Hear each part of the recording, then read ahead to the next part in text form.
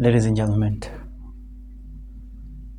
people of God, the great people of the world, everybody watching me from everywhere, you're watching me from London, United Kingdom, you're watching me from Delaware, United States, you're watching me from Pennsylvania, you're watching me from Orlando, Minnesota, Massachusetts, New York, Alabama, you're watching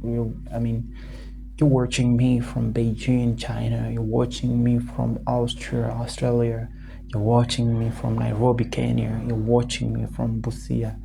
And all parts of the world, welcome so much.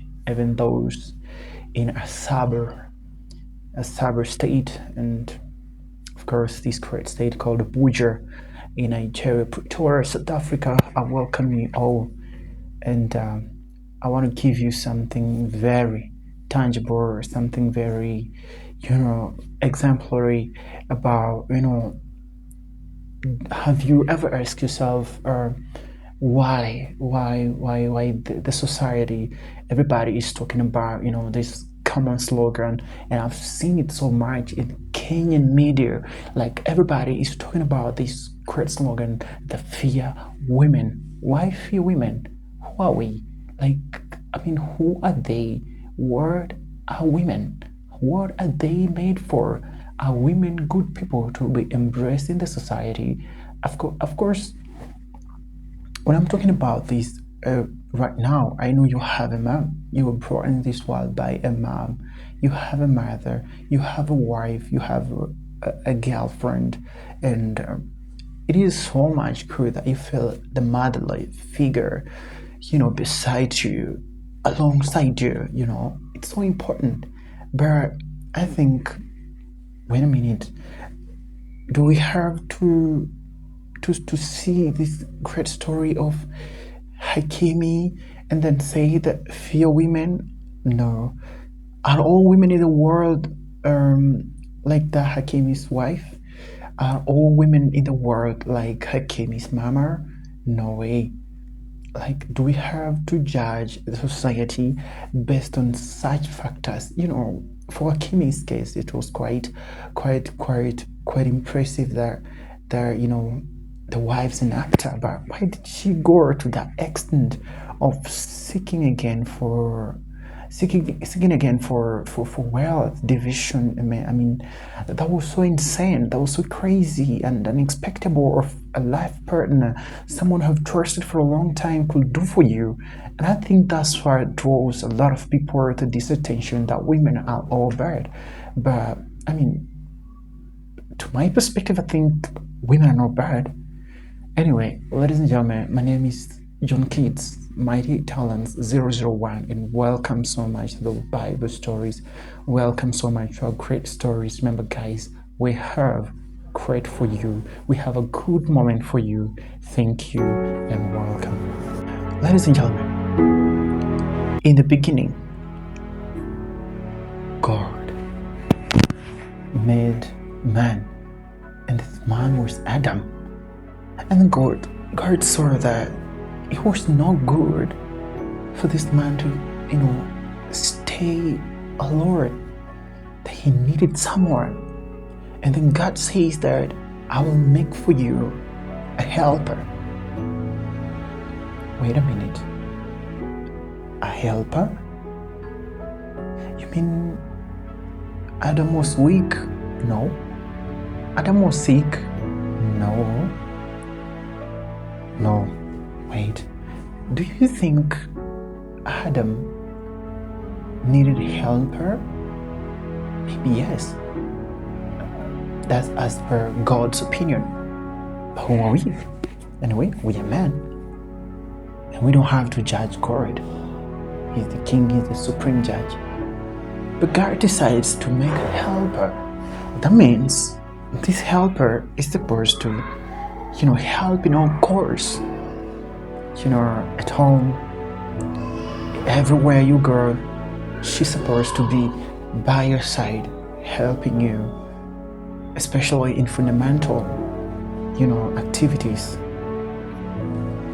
But the homestead, wait, why does this helper who is supposed to help, Adam in naming animals, clearing the garden, watching over God's creation.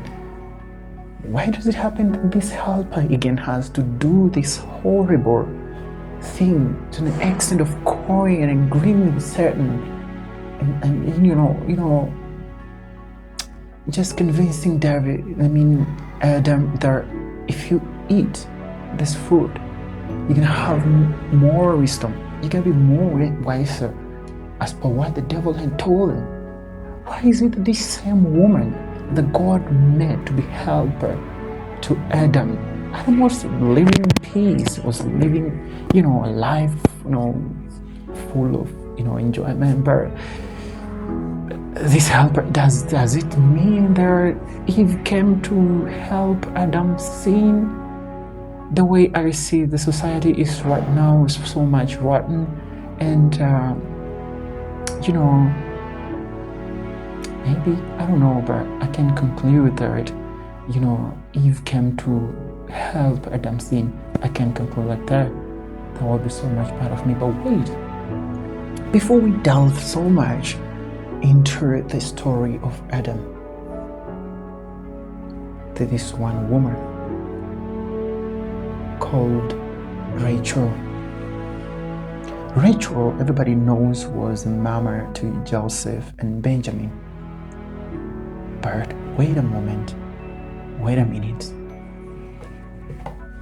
Did Jacob have to work for a whole 14 years just to get a woman of his desire? This again tells us that at some point, women are of so much value. And I know your mama is of so much value.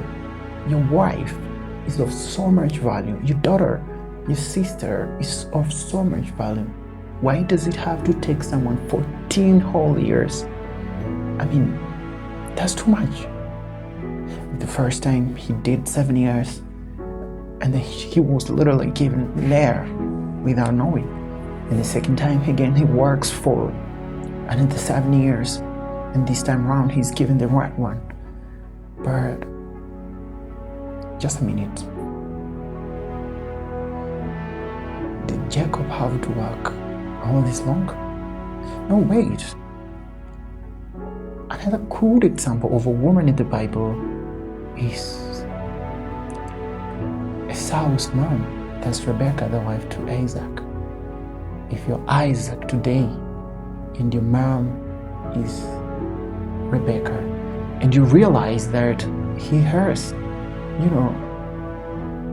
taken what belongs to you and given to your bros, what could you do to such a mother? That's so mean. Son, you're supposed to love us all equally. You brought us to this world, all of us. You have, made us to grow up this old. And then all of a sudden you just take what belongs to me and you give it to my bro. That's so horrible. But if you are Esau, even though everybody in this society and even religion, advises us that Jacob was on the right side and Jacob really deserved those blessings, but do you think if it were you,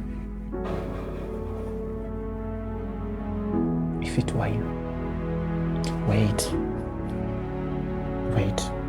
before we delve into this story of Esau and Rebecca so much, let's take it back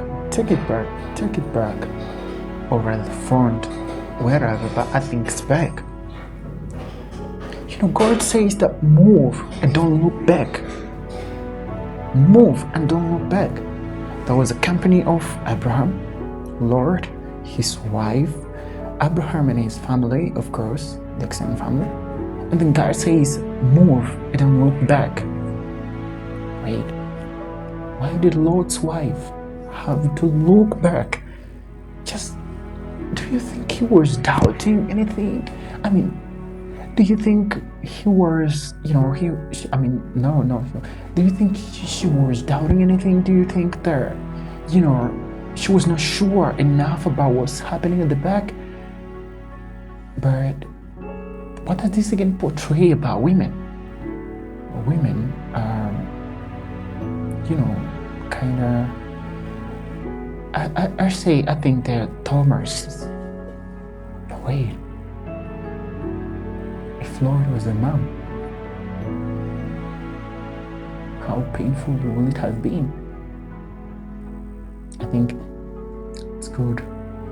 It's good to nurture your kids, she kids, so well that they listen to instruction and follow them diligently. But wait, we have talked about Rebecca, we've talked about Rachel, we have talked about Lot's wife, we've talked about Eve. But wait, there's this powerful woman of a king, a woman who goes to pray and fast for a whole, I think a span of 3 days just to seek for salvation of her people. How interesting is this? Another reason to trust women? Maybe just giving them a point of trust. Maybe this time around they're gonna change anyway, but this woman called Esther, she came from a very humble background, and then she arises to the position of the queen, and definitely she is used to go save her people together with Mordecai. That was good of women. Let's move on. Who is Delilah? You see, Samson was a very much strong man. He was a very much diligent man, a man of integrity, a man of his power. But why does he have to fall down all into all this mess just because of Delilah? Do you think that's another reason to fear women? But wait, I don't know anyway, but I think it might be to some extent another reason to fear women, but then we have Esther, who is a diligent woman who saves her people. That gives you a right point. We have Esther, we have that's a good example of a woman who is diligent and so much loving to her people. But there's some for Delilah. What do we call it? Like, Delilah is used to bring down a great man, a man who used to fight for his people, a man who was diligently guiding his community, a man who was so strong. He couldn't break the chains again after being tied, till he goes to the extent of seeking for another chance at the last minute when he realizes that he can see and his life is under siege. Look at how Samson desperately dies with all people of the Philistines. That was so insane, that was so crazy. But you might want to say that all these are women of course, the Old Testament. But is there something good in the New Testament? Maybe let us dive in the New Testament and then think of these great women like Elizabeth, Mary, mother of Jesus, Mary, mother of Magdalene, Mary and Martha, the sisters to Lazarus. These women were women of valor, man. They were women of good substance and good name in the society, to the extent that they went ahead to just seek Jesus, to go and resurrect their brother. And of course it happened. If not for them, maybe Jesus wouldn't have gotten an idea of how Lazarus and where Lazarus is. It's your opinion. But wait,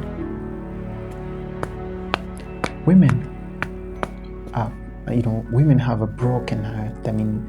Women have so much. They can convince them so much easy. They are so much with a broken heart. They submit to authority so fast than men.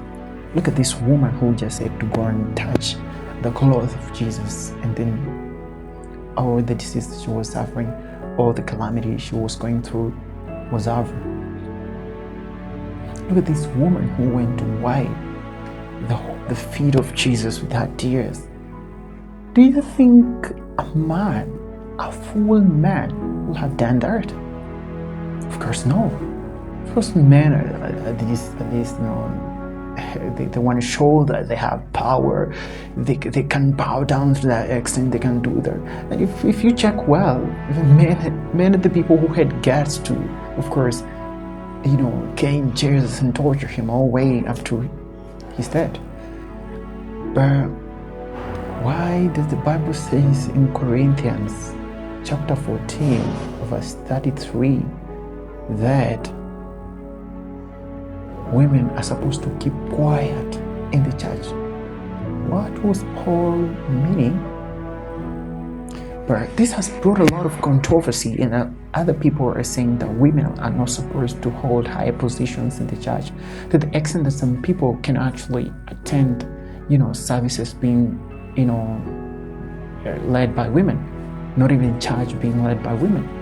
But I think it's a misinterpretation of Paul's verse that women are not supposed to talk and participate, in any higher activity in the church. I think that was because at that time women were making a lot of distractions and noise in the church. That's why Paul had to tell them that don't, you're not supposed to participate in higher events in church. But that wraps up the biblical perspective of women. That wraps up, of course, the biblical, context of women and how women were, the advantages and disadvantages. And if you want to categorize very well, you realize that Esther, Mary, Martha, Elizabeth are some of the women that gives us a good picture of a woman and a good picture of a wife and a good picture of a lady in the society, a lady that we need today in the society. But wait, look at the women we have today, the way they are behaving. I've heard a lot of stories of my friends complaining. I heard of a story, a woman killed her husband, a woman killed her husband for money, a woman killed her husband because of this and this, her husband killed her wife because of this and that. Where is the society going? And they end up saying, fear women. Why fear women? They're just human beings like us. Come on, we don't have to fear women. Maybe you have a wrong one. But even if it's a wrong one, no one is perfect. Even if she's not perfect, I think you have to be perfect so that she learns from you how to be perfect. You don't fight your enemies by, abandoning them, killing them. If Jesus wanted to kill the Israelites, to kill the Pharisees, we wouldn't have received salvation today. It's good to pray for your enemies. It's good to pray for your woman always. There's no perfect woman. There's no perfect human. You have the perfect one. I think the perfect ones are made and unborn. Thank you so much.